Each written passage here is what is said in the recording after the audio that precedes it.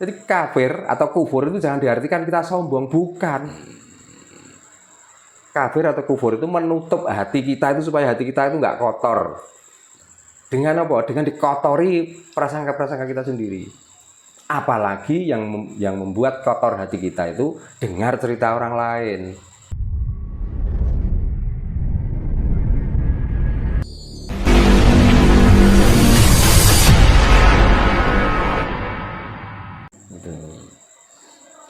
Gini, nah sekarang kan kita paham Mbak, orang-orang kan pemahamannya kan di sisinya itu kan Tuhan Sang Pencipta kan gitu persepsinya. Makanya orang itu jangan ikut saya, jangan ikut-ikut pemikiran saya. Kalau saya dibilang kafir, dibilang murtad, dibilang apa, Siap. nggak apa-apa. Nggak usah kalian itu ikut saya. Cukup saya sendiri yang kafir, yang murtad. Karena nanti enak dan tidaknya hidup saya itu tergantung saya sendiri. Saya tidak akan merampas kenikmatanmu. Kalaupun saya nanti dimasukkan ke dalam neraka, saya juga tidak akan minta tolong kamu. Bagi orang-orang yang seneng jualan cerita gitu. Nah itu.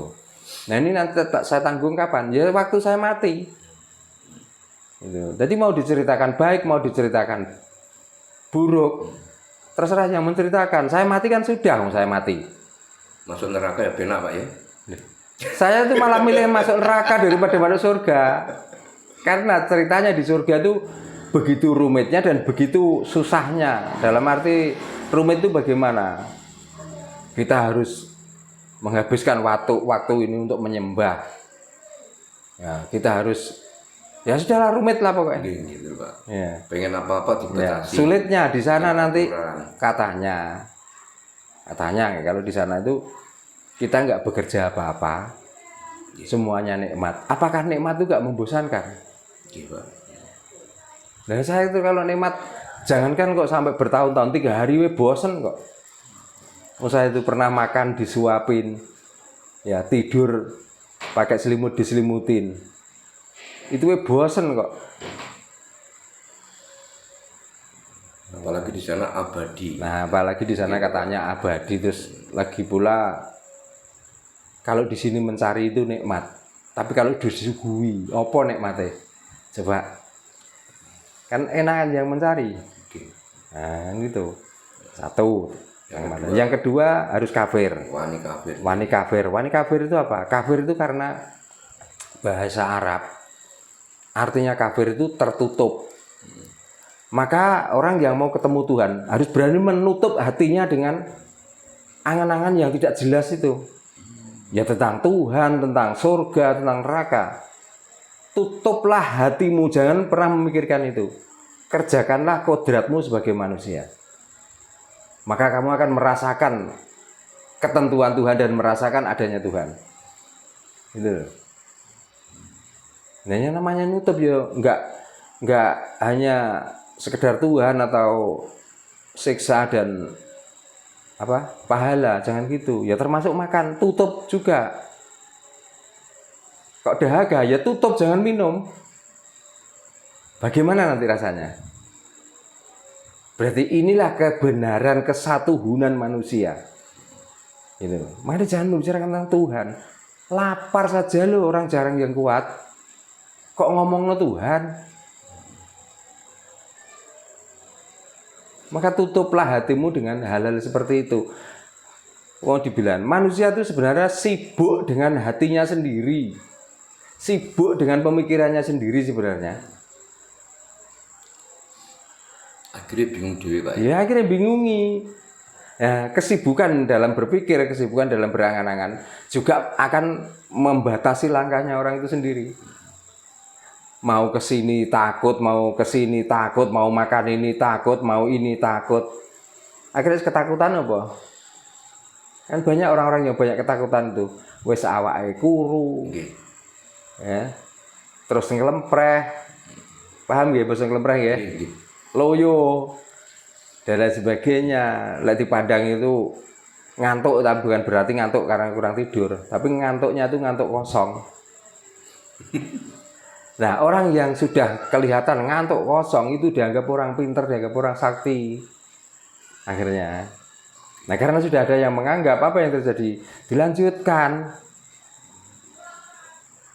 Akhirnya apa?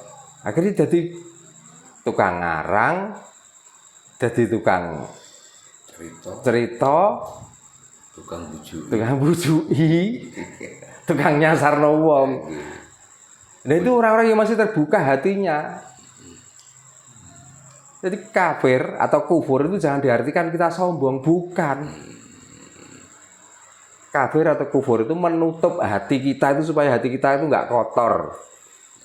Dengan apa? Dengan dikotori prasangka-prasangka kita sendiri. Apalagi yang membuat kotor hati kita itu dengar cerita orang lain. Yang cerita orang lain itu belum tentu kebenarannya. Gitu. Berarti intinya jika ada orang yang mengklaim kita kafir itu kita nggak usah takut ya. Nah untuk apa takut? Ya. Kalau saya malah minta diomongno kafir kok. Mendingan kafir apa enak loh mas. Iya pak. Jadi usume wong do ya ini do kegiatan murah, mari awak dhewe gak usah. Berani kafir guys. Nah,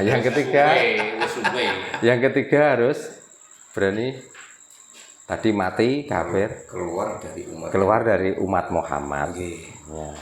Maka ketahuilah Rayu sebenarnya yang dinamai umat itu apa loh? Umat ya, kalau kita tahu secara umum sekarang Pak ya, makanya kan umat kan pengikut. Ya. Apakah berperilaku baik itu harus mengikuti orang? Apakah kita itu nggak punya rasa sendiri? Sama saja dengan kata-kata Muhammad itu juga bahasa Arab. Artinya apa? Putih, bersih dan suci, sinar terang juga. Nah. Mungkin yang dimaksud keluar dari umat Muhammad itu karena umat Muhammad itu sosok. Yang namanya sosok itu ya ada baiknya, ada buruknya. Bagi orang-orang yang cintalah yang mengatakan perbuatannya baik. Tapi bagi orang-orang yang tidak suka, sebaik apapun perbuatan kita, tetap kita itu dicacat, tetap kita itu dibilang jelek. Dan lain sebagainya. Jadi kalau ada cerita orang ini baik, orang ini dipuja-puja dan lain sebagainya, ya itulah orang-orang yang saking apa nih ya, kalau dibilang mendewakan nggak mau, menyembah selain Tuhan nggak mau. Sekarang jangankan Nabi ya, yang katanya menjadi panutan umat Muslim sedunia. Ya. Yang mengaku keturunannya termasuk Habib-habib sing tengkel umur di Indonesia ini di samping dia itu mengeklaim dirinya sendiri cucunya panutan itu orang yang sudah mendapatkan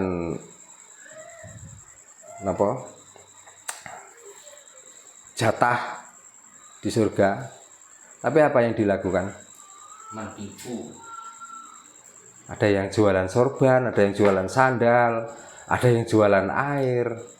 Kalau di pasar sandal itu target dibanderol 45 atau 60 itu masih ditawar orang. Tapi kalau sudah sandalnya Habib, coba di samping suruh beli mahal, disuruh menciumi. Berarti kan karena pikir dan angan-angan manusia itulah maka merendahkan dirinya sendiri.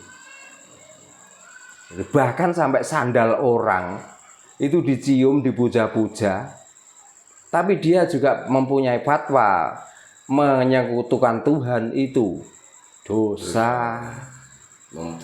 Nah, tapi kalau memuja-muja Habib, kalau menyembah-nyembah Habib akan mendapatkan sapangat. Nah, padahal orang menjadi mukibinya tuh gak ada yang namanya supangat loh atau sapangat. Nah, tapi sekarang Habib banyak yang jualan makom palsu juga. Terus pokoknya macam-macam lah. Makanya ya begitulah. Makanya kita tutup hati kita dengan hal seperti itu. Kita percaya orang itu boleh. Ya. Wong orang kok gak percaya sama orang. Tapi di dalam bahasa Jawa, anggeguruo siro kaki, marang wong kang wis kang bener martabate. Nggih. Dalam arti martabat itu ya luarnya, ya dalamnya, ya perilakunya. Yang diguru apa? Yang diguru orangnya apa perilakunya? Perilakunya yang harus kita gurui. Dalam arti apakah guru nanti pergi ke WC terus kita ngikut? Enggak, bukan begitu. Kok guru sudah mengerjakan seperti ini orang lain suka, ya itulah yang kita kerjakan supaya bisa membuat orang bahagia, orang senang lebih banyak. Meskipun nabi, yang namanya manusia itu kan paling punya kesalahan. Mau nabi, mau wali, mau apa itu kan manusia tuh yang memberi gelar sendiri. Pasti punya salah kan. Apakah Tuhan tuh memberi gelar? Terus Tuhan capopo kira-kira kok Tuhan membuat makhluknya tuh bergelar? Kok enak tenan. Nah makanya di sini ada raja, ada susuhunan, ada kanjeng ratu, ada dan sebagainya. Itu gelar dari siapa toh? Gelar dari manusia sendiri toh? Kan bukan gelar dari Tuhan toh? Di sini ada profesor, ada doktor, ada jenderal, ada mayor, ada apa? Itu siapa yang beri gelar? Ya, Kan manusia. Kan nggak Tuhan yang memberi. seperti kebo disuruh juga dikasih gelar kiai. Nah, gelar kiai. Nah, iya. Pusaka karena bentuknya itu antik diberi nama Kiai Pleret. Gamelan juga kiai. Nah, kiai.